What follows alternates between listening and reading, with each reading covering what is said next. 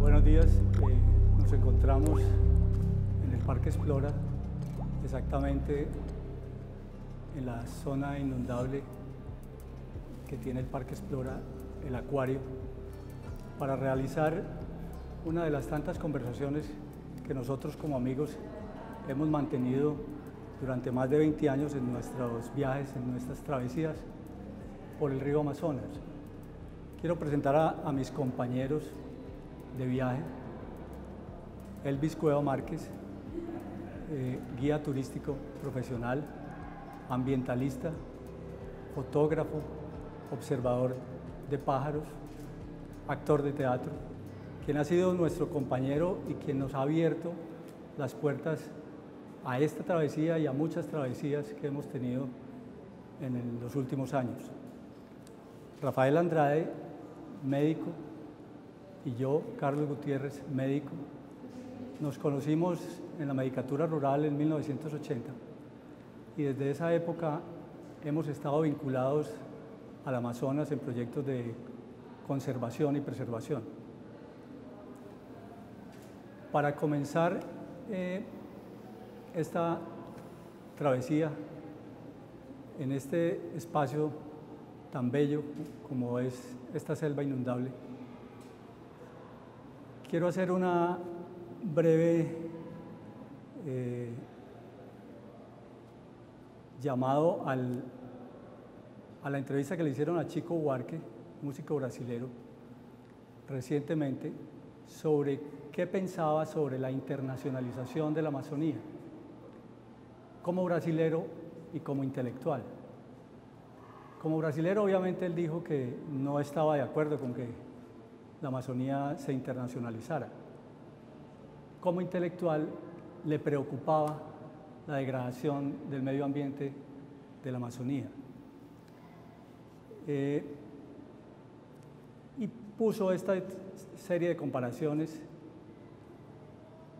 mirando lo que para la humanidad podría ser importante: valores como el arte, que si se internacionalizaba también el arte, o el petróleo, o la banca internacional, y a una pregunta que le hicieron a los candidatos recientemente de la campaña presidencial de los Estados Unidos.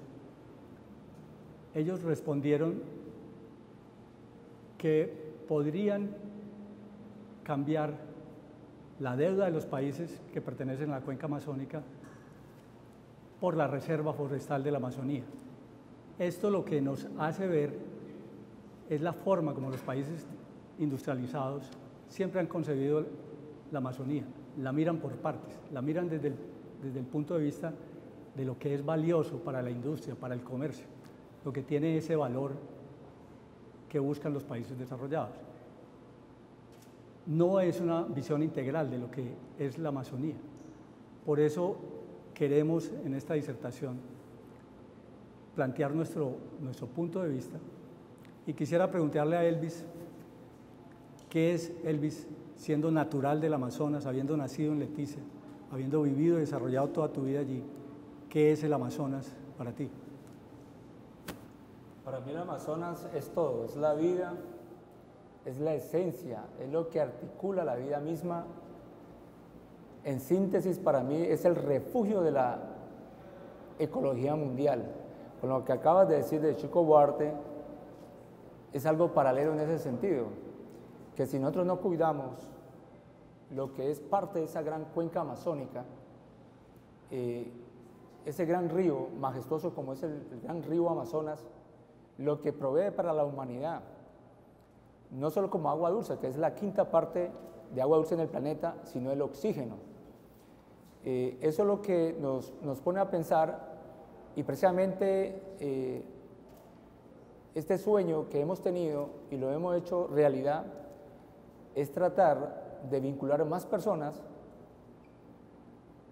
con la educación ambiental, y es proteger este gran río. Rafael, ¿qué es para ti el Amazonas?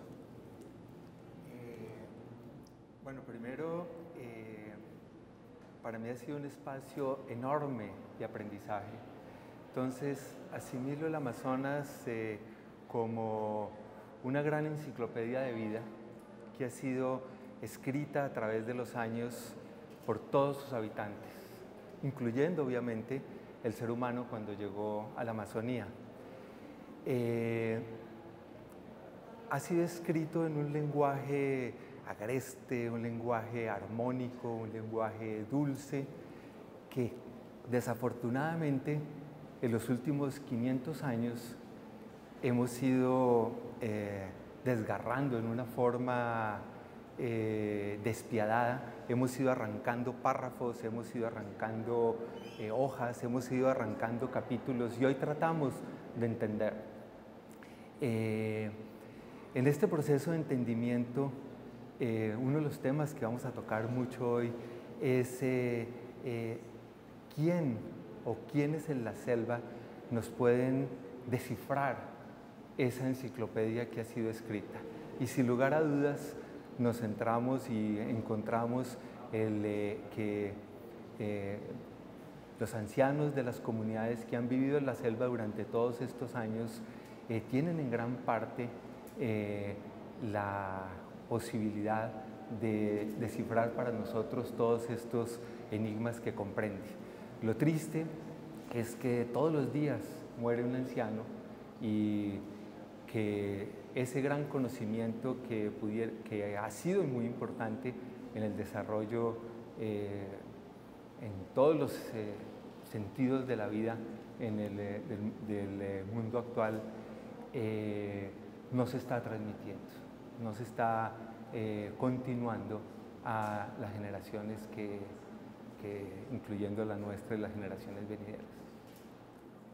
Elvis, durante toda esta travesía nuestra por el río, en el año 2005 hiciste un viaje en ascenso hacia el origen del río. De ahí salió una crónica y escribiste un libro.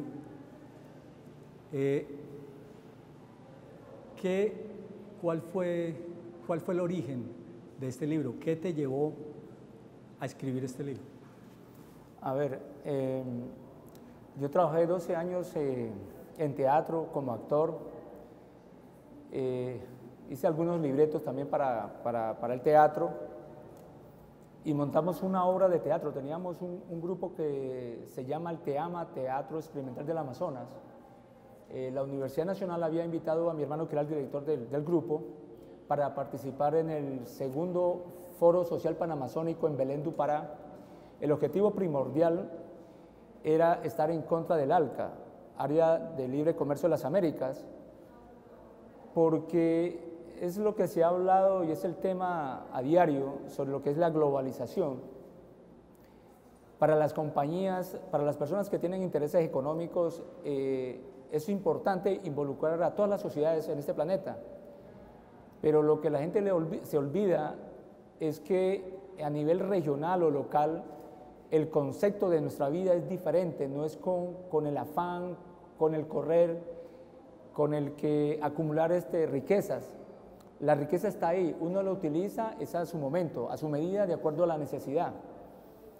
Entonces, en este viaje que hicimos allá, fuimos más o menos 150 personas, entre líderes indígenas, algunos fueron médicos tradicionales, que entre comillas se dicen chamanes, que no es el término propio de ellos, es de otra sociedad.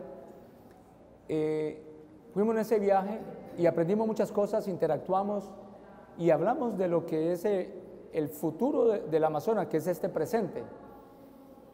Cuando íbamos navegando río abajo desde Leticia, que está más o menos a 3.345 kilómetros río abajo hasta la desembocadura, hay una isla muy enorme que es la isla de Marachó. La isla de Marachó es más o menos 48 kilómetros cuadrados, casi el área que tiene Suiza.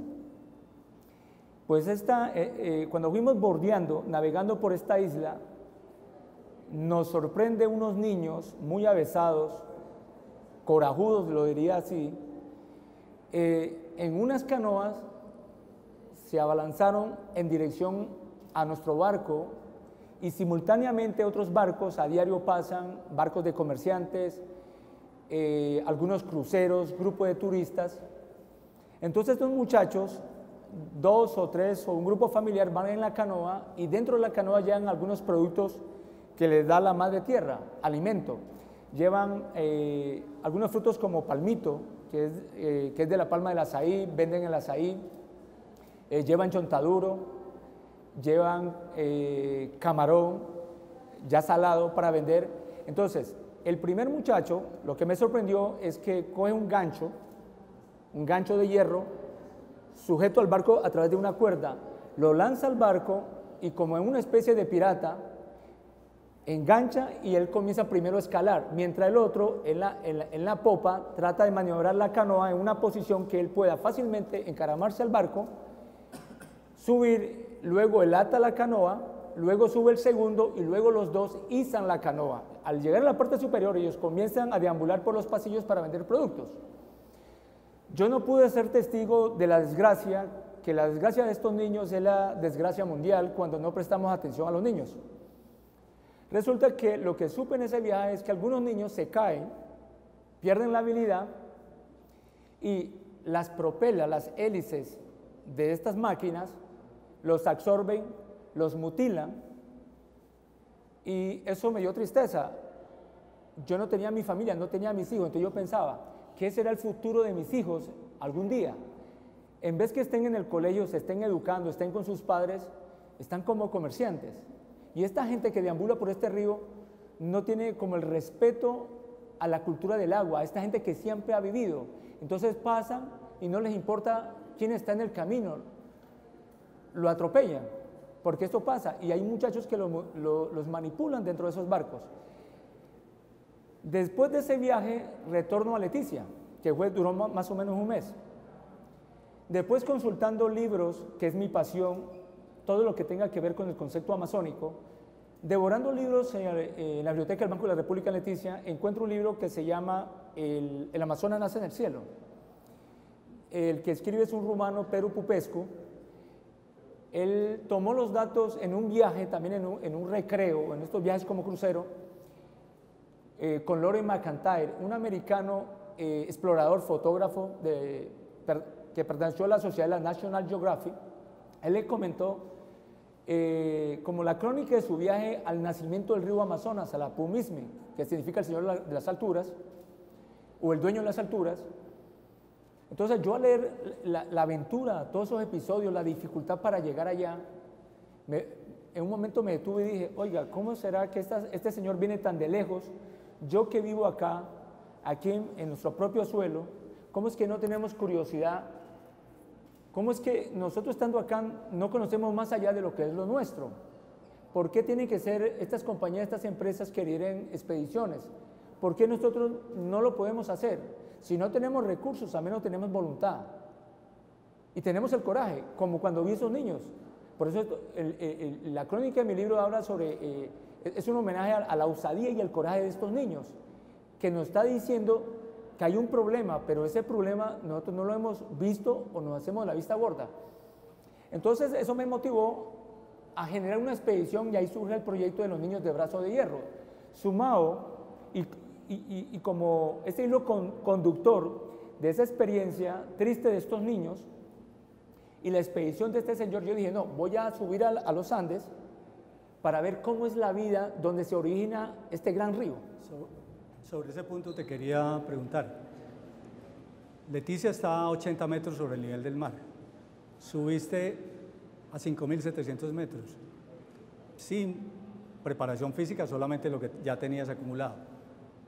Tu experiencia ya la sabemos porque la hemos hablado muchas veces en el río. Fue cerca a la muerte. ¿Qué significó esa vivencia allá en la altura, allá en el origen del río? Pues a ver, yo ya miraba eso en mis sueños, pero yo no lo interpretaba, no tenía la capacidad, mi mente no estaba abierta. Yo le preguntaba hasta a mi mamá, como todo niño, mamá, yo tengo estos sueños, pero yo no sabía interpretar esas cosas. Yo ya me miraba en la montaña, algo me estaba llamando allá, por las cosas que están sucediendo en el Amazonas, lo decía Rafael. estamos acabando con los recursos, con la naturaleza, de una forma despiadada. Entonces comencé en mis viajes, en mis excursiones y en las expediciones que a veces las genero, visité algunos maloqueros, algunos médicos tradicionales, y le preguntaba a ellos sobre estos sueños. Entonces llegué a participar en una ceremonia con algunos de ellos. Me acuerdo del abuelo Agustín, que en paz descanse, un abuelo yucuna. Él me hizo el ritual del mambe de coca y el rapé. Es una preparación, es un elemento que se aspira. Entonces, él desde las 5 de la tarde hasta las 5 de la mañana, él hizo como él llegó al trance a través de estos elementos y él pudo ver lo que iba a ser mi viaje, lo que yo estaba proyectando, porque yo le comenté. Entonces, en la madrugada a las 5 me dice: Elvis, yo ya viajé, ya exploré la montaña y donde vas a iniciar, el camino está abierto, está libre. Allá hay otras personas como yo que te están esperando. Este camino, este viaje que lo vas a hacer, esta travesía hasta este sitio, es porque estás llamado como otras personas que van a aparecer en el camino, porque es una voz de alerta y necesitamos personas que realmente defiendan el Amazonas. Ve, ese camino está libre. Eso fue un largo proceso para llegar allá, tardé casi un mes. Llegando a la montaña, me dio el soroche. Sentía que no me llegaba el oxígeno al cerebro, no podía respirar, me llegó la taquicardia. Cuando este señor Lázaro, que fue el vaquiano allá, yo le llamo el jaguar de la montaña, cuando llegamos allá, porque habíamos anteriormente hecho un pacto, él me dice: Elvis, no, yo te acompaño hasta aquí porque tengo otra expedición que viene en camino. Me ayudaste a traer unos caballos, de aquí te vas a pie. ¿Ves la montaña? ¿Ves el nevado? Yo lo miraba muy cerca, pero físicamente estaba muy distante, lo que yo no comprendía. Entonces, cuando comencé a caminar solo y dejé ese equipo de exploradores que iban también a la montaña, no podía respirar, daba algunos pasos, y como todo ser humano, como toda criatura, me sentí desamparado, me sentí solo, pero esos guías espirituales yo los sentía que estaban cerca. Era una prueba. Lo que yo vi en mis sueños no me mostraron la dificultad que iba a tener. Yo creo que si me hubieran los sueños y a través del trance me hubiera dicho una cosa que el viejo Agustín no me lo dijo, es que si me hubiera advertido de lo que me iba a pasar, de pronto me hubiera dado miedo y no hubiera hecho ese viaje. Entonces fue bien que no me hubiera dicho de pronto eso fue lo que percibí. Y estando allá, me dio tristeza, me dio angustia. Yo dije: yo no vengo tan de lejos para dejarme vencer por la inclemencia de la montaña. Entonces en ese momento yo dije: no, yo tengo que resistir. O me muero o vivo para contar esta historia. Entonces comencé a sentir el sufrimiento, comencé a llorar y sentí que mis lágrimas lentamente iban alimentando el origen del río Amazonas. Iba a ser como un pequeño riachuelo que iba a llegar al Carhuazanta y a la Pacheta, es donde se da el origen del río Amazonas, y sentí que eso se fue engrosando y tomó la forma de la gran anaconda, que es como el camino, es lo que integra a los pueblos. Esa imagen es bellísima, casi que el mismo origen del río eras tú en ese momento. Retomando ese concepto del origen, que el origen de los ríos siempre es mítico en toda la historia de la humanidad, es curativo, y está también en todas las prácticas médicas. La experiencia que nosotros tenemos en nuestra medicina occidental, lo mismo que en las medicinas orientales, la medicina de la energía, que es la medicina china, la medicina del espíritu o del alma, que es las medicinas americanas, y la medicina nuestra, que es la medicina orgánica o organicista, siempre tienen que, a partir del origen, uno hace una regresión hacia el origen como parte del proceso curativo. Una vez uno identifica la causa, aparece la curación. Entonces yo quería preguntarte, Rafael, después de nuestra formación médica que es ortodoxa, que es medicina occidental, ¿qué ha cambiado para ti de esa visión médica en la cual nos formamos a este momento después de las vivencias de nuestra medicina en el Amazonas? Sí, sin lugar a dudas, ha habido un cambio que ha sido muy importante e interesantísimo. O sea, cuando fuimos primero al Amazonas y cuando yo fui al Amazonas, llegué lleno de conocimientos de una medicina que era la que había aprendido en la escuela de medicina y que nunca entendí que había otras formas distintas de enfrentar tanto la vida como la enfermedad. Entonces, en todo este proceso me he dado cuenta, por un lado, el valor tan grande que tiene el ejercicio de la medicina, llamémoslo occidental, que aprendimos en la escuela de medicina.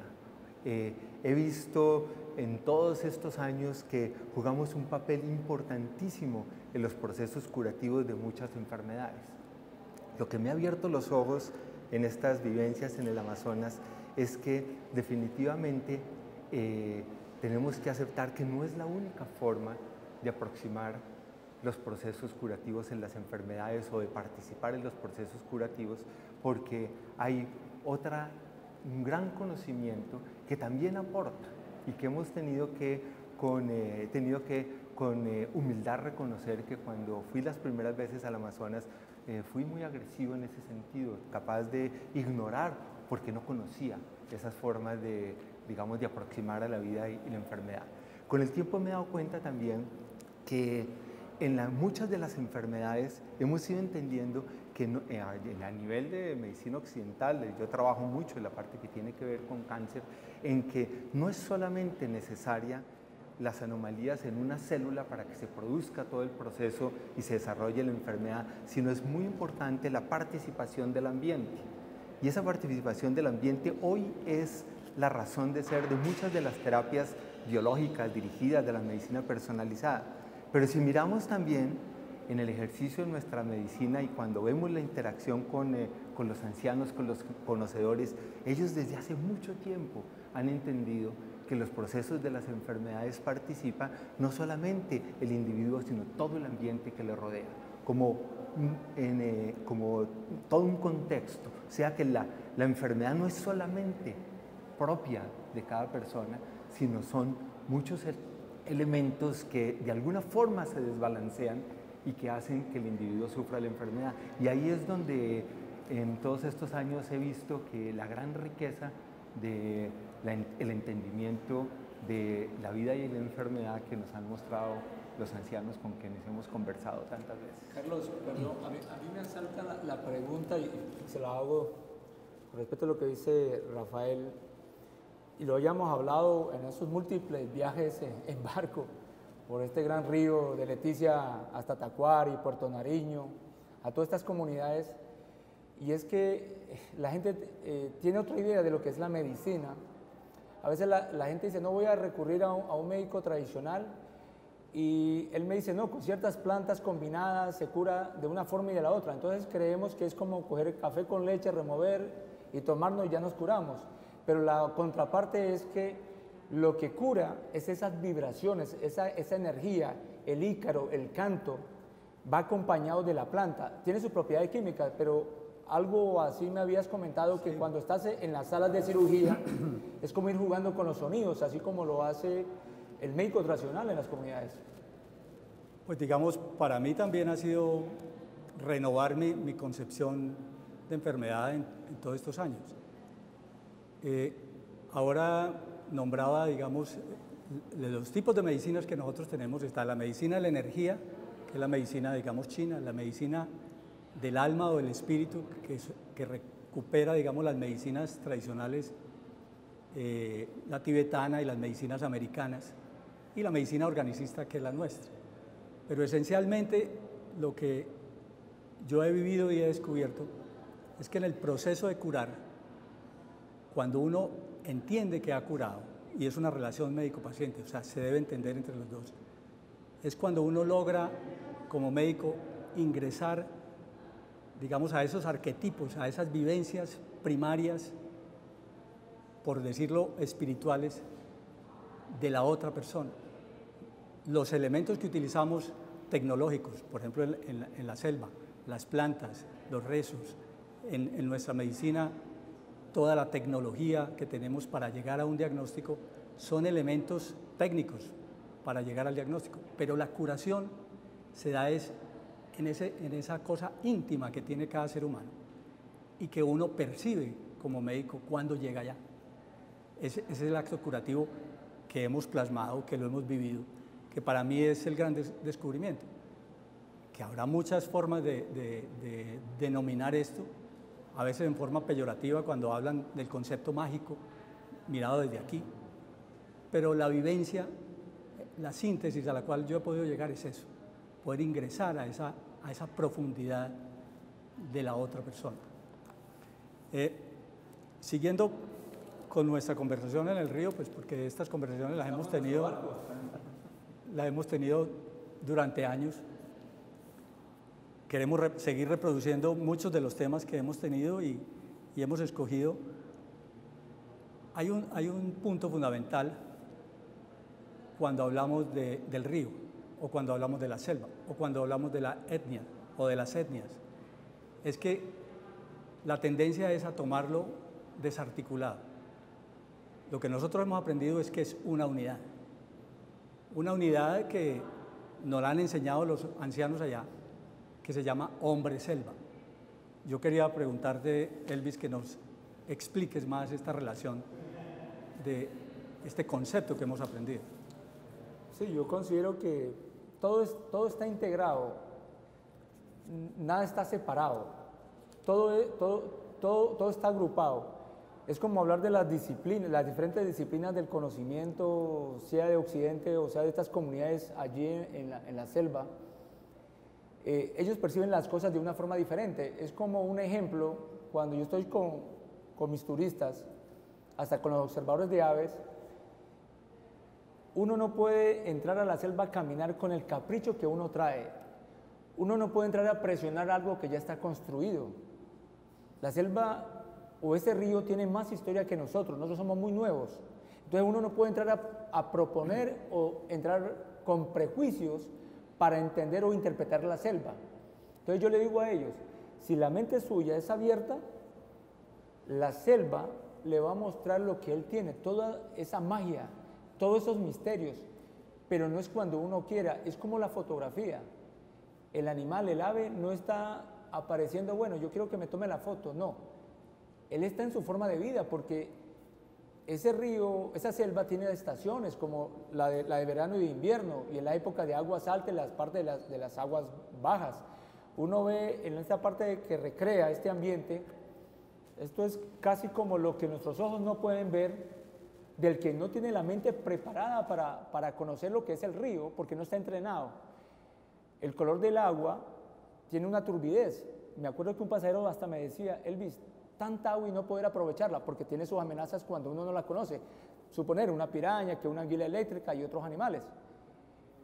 Pero de ahí es donde radica es el que uno tiene que llegar a interpretar esas cosas. Hay unos códigos y esos códigos no se aprenden de la noche a la mañana, y eso es lo que he intentado, eso ha sido mi búsqueda, no solo cuando fui al origen del río Amazonas. En este presente, cuando camino en la selva, estoy buscando el código de la selva, es cómo las cosas cancionan al mismo tiempo y es como la misma medicina. Rafael, de lo que habla Elvis, esos ciclos, esos ritmos que nosotros los hemos aprendido y que los ancianos lo conocen, pero desde aquí no se conoce. ¿Cómo has interpretado, cómo has vivido, cómo hemos vivido esto de la relación hombre-selva y este mundo orgánico unido? Digamos como partiendo del primer concepto que te decía, como yo entiendo la Amazonía, en ese proceso de escritura de esta enciclopedia han participado todos los seres que hay en la selva, pero en una forma armónica y en una forma que muchas veces no entendemos que el ser humano ha sido un partícipe activo en todos los procesos que de desarrollo o de todos los procesos que se han sucedido en la selva. De hecho, pues se sabe que el hombre ha modificado, y en gran parte la selva que tenemos hoy ha sido en gran parte modificada por la presencia del ser humano. Lo que miramos desde el punto de vista, por ejemplo, de las enfermedades, es interesantísimo, y creo que es una de las reflexiones que hemos hecho nosotros muchísimo, y es cómo apareció ese conocimiento en las comunidades indígenas, que obviamente no fue un proceso de ensayo y error como estamos acostumbrados a ver en nuestra medicina occidental o en nuestra ciencia como la plasmamos, porque el tiempo no da para que un ser humano haya experimentado con diferentes plantas. Y lo que tú dices es una cosa interesantísima, ¿no? Muchas de las plantas tienen valor o sirven, pero en un momento dado cuando se toman, ¿sí? La planta el valor farmacológico depende si es por la mañana, si es por la tarde, si se mezcla, y a veces cosas que uno no entiende es que el mismo medicamento o el mismo remedio, digámoslo así, sirve para diferentes procesos. Entonces uno dice, pero ¿cómo así? Si para la diarrea le va a dar el mismo que para la neumonía, porque parte de un conocimiento distinto, que solamente o que pensamos nosotros, o que pienso yo, que se ha ido dando por esa interacción estrecha de observación y vivencia por generaciones, y que ha permitido en algunos momentos pues llegar a encontrar, digamos, elementos y plantas que han sido vitales para el desarrollo de la medicina occidental. Sí. Ese punto es muy interesante, porque fue una de las búsquedas cuando llegamos al Amazonas incesante de nosotros, era entender cómo era la experimentación, porque esa era nuestra formación. Hasta que nos dimos cuenta que era imposible a los ritmos de la vida en la selva experimentar y ver el desarrollo digamos, de una planta. Tiene otros tiempos. Pero en la conversación en la Maloca con los ancianos, nos dimos cuenta cuando ellos nos decían, no, yo le preguntaba, viejo, ¿usted cómo supo eso? Me dice, yo lo soñé, o mis abuelos me lo transmitieron. Este es un tipo de conocimiento que no es razonable desde aquí. Pero entonces, cuando vamos en el río, para cualquier nuevo turista o nuevo visitante a la Amazonía, lo verde aparece como una sola cosa. Monótono. Sin embargo, ahí está la degradación, ahí está la pérdida progresiva de la vida allá, y aparentemente no se nota. ¿Qué piensas de este concepto que digamos debe ser mejor debatido, del desarrollo sostenible, de la sostenibilidad, de la selva intervenida, de la selva arrasada? O sea, ¿cómo interpretas tú, siendo habitante de la cuenca amazónica, eso que están haciendo los países desarrollados? Pues yo considero de que primero uno tiene que recurrir a las fuentes. En el Amazonas llegan diferentes grupos, llegan organizaciones, llegan fundaciones, llegan investigadores, y cada uno tiene una visión diferente de lo que es el Amazonas y una visión de lo que es su profesión. Pero la gente no consulta, la gente no interactúa con la gente local, la gente que realmente ha vivido toda su vida. Entonces, cuando se habla de qué es sostenible o qué es sustentable, hay cosas que realmente no cobijan, no están de acuerdo. Ahorita se maneja el discurso, vamos a defender la naturaleza, vamos a proteger, pero solo quedan palabras porque las acciones son otras. Yo logro ver lo que pasa con el Amazonas. A veces hay como una especie de publicidad engañosa, cuando algunas compañías, lo digo por la parte de turismo, que nosotros estamos articulando las cosas bien, estamos interactuando con el entorno, con las comunidades, que le estamos generando trabajo, que estamos protegiendo la naturaleza. Yo logro ver en sitios, y eso se ve el proceso y el deterioro. Cuando voy a hacer observación de delfines, llegan en época de alta temporada, llegan 10 hasta 20 embarcaciones a un mismo tiempo. Todas estas máquinas producen estrés a los delfines. Cuando un delfín sale a la superficie, la gente supone, al delfín le gusta el sonido, no sabe que los estresan bajo el agua, entonces salen a la superficie. Entonces la gente, con su capricho de ver al delfín como del lugar y tomarle la foto, están creyendo que con su presencia, con el mover esas máquinas, todo el mundo está ganando, pero lo que está perdiendo es la naturaleza. Entonces, lo que se habla de sostenible y sustentable, realmente hay que repensarlo. Y no es la mejor forma y lo que dice el discurso, porque en la práctica yo veo el deterioro. Y uno logra ver que hay una armonía en la naturaleza. Es como cuando el río, no es por capricho, eso tiene una razón de ser. El mismo río desbarranca las orillas y forma o transforma islas y después las desaparece. Luego la junta en manchales y van descendiendo por el río restos orgánicos. Todo es cíclico, desaparece y transforma. Entonces, en la parte sustentable uno tiene que tener mucho cuidado porque realmente no estamos caminando como debiéramos. Bueno, sigamos en nuestra travesía. Debemos plantear, pues después de estos puntos que hemos tocado, debemos plantear a qué conclusión hemos llegado en todas nuestras caminatas por la selva y nuestra travesía por el río. ¿Cómo hemos concluido y cómo podríamos nosotros participar en la recuperación de esta cultura que va en degradación? ¿Y qué hemos diseñado para poder preservar esta información? Digamos, uno de los primeros puntos que para mí fueron muy importantes es que para mí definitivamente el Amazonas cambió mi forma de ver la vida y sentí en algún momento que debía de alguna forma retribuir eso que para mí había sido, digamos, tan importante.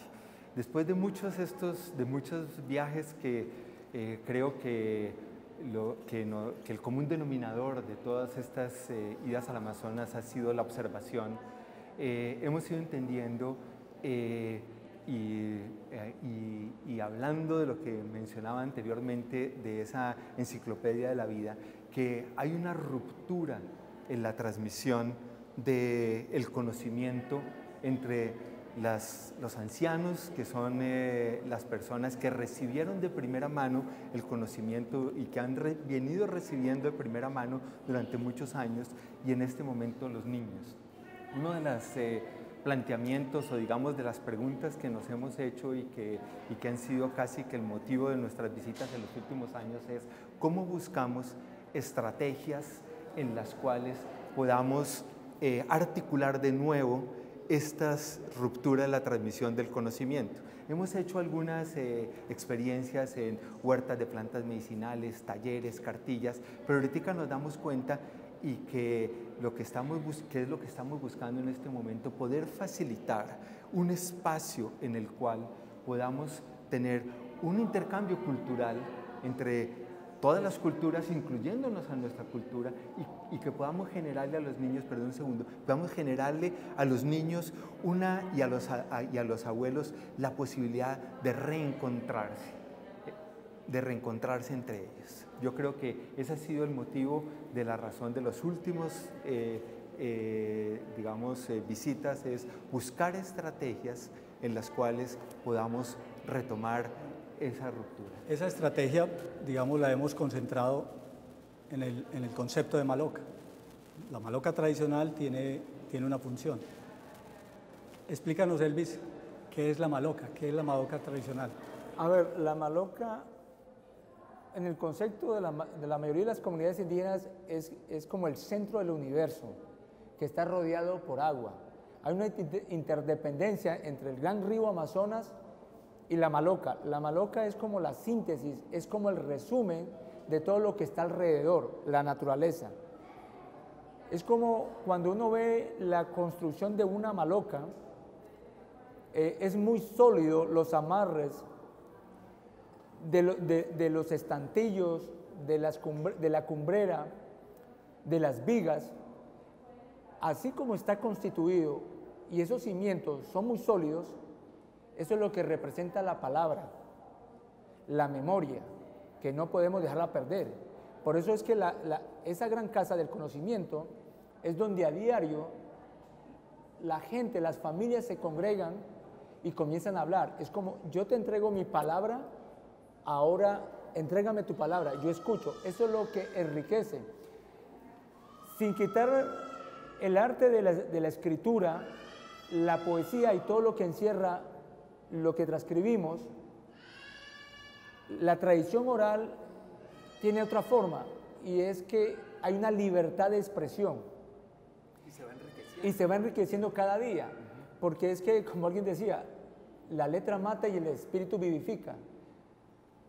Si un antropólogo, digámoslo así, llega, hace un trabajo de 4 o 10 años, no es suficiente para toda una vida, o desde los 10.000 o 12.000 años que el hombre lleva en el Amazonas, sea suficiente que recoger esa información, y si no es la fuente, es un compromiso muy serio, porque podría coartar todo un pensamiento de un pueblo.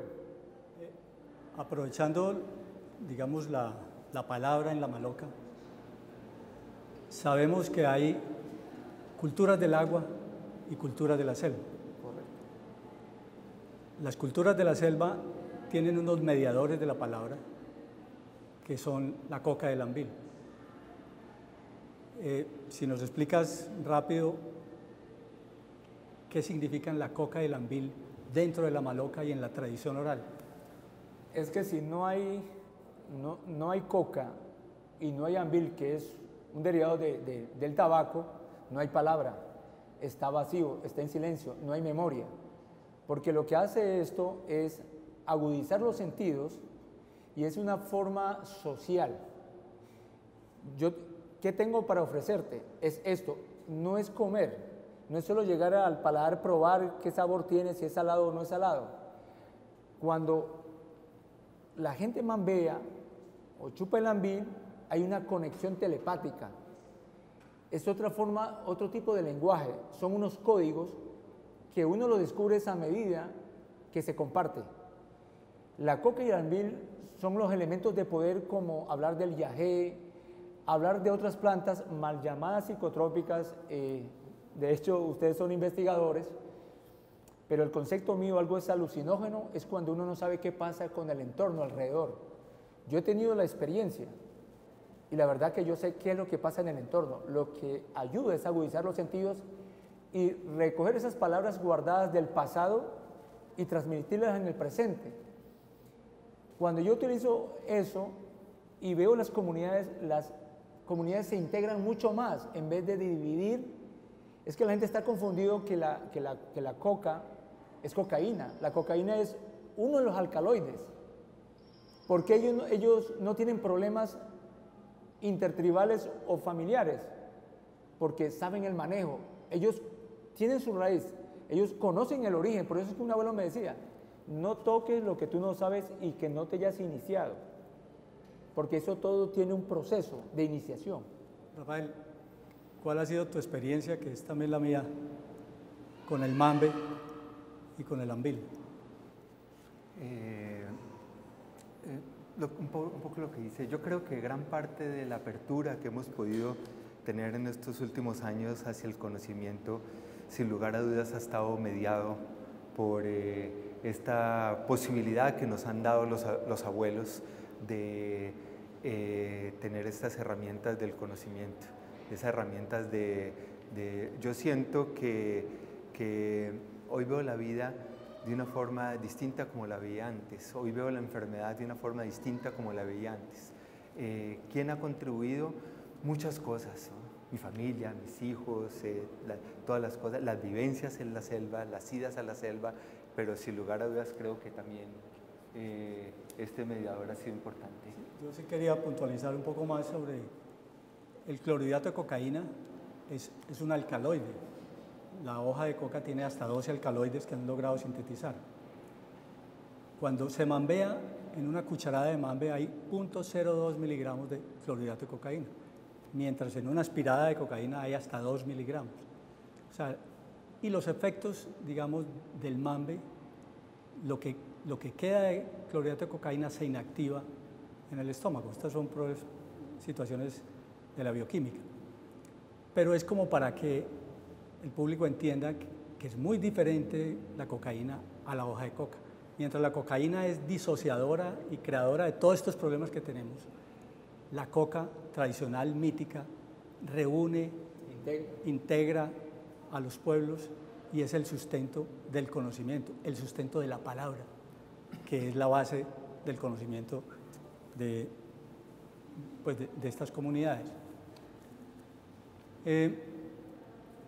Para terminar, pues quisiéramos hacer uso de la introducción que hace la señora Valerie en su libro Hacia el corazón del Amazonas, donde ella recorre el Putumayo y sube por el Amazonas hacia Leticia, donde dice que nuestro viaje en el río, y creo que eso lo compartimos, es un viaje al interior, es un viaje hacia sí mismo, es un viaje de conocimiento y reconocimiento, que lamentablemente nos hemos dado cuenta de los destrozos que trae el desarrollo. Quisiera pues terminar agradeciendo al Parque Explora y a los compañeros por esta oportunidad de traer anécdotas del río. Esperamos poder ampliar y continuar con esta charla bajo otras modalidades, invitarlos a acercarse a la Amazonía con respeto y con unos preceptos distintos, y agradecer a la señora Ana Ochoa por habernos invitado, y de nuevo al Parque Explora. Muchas gracias.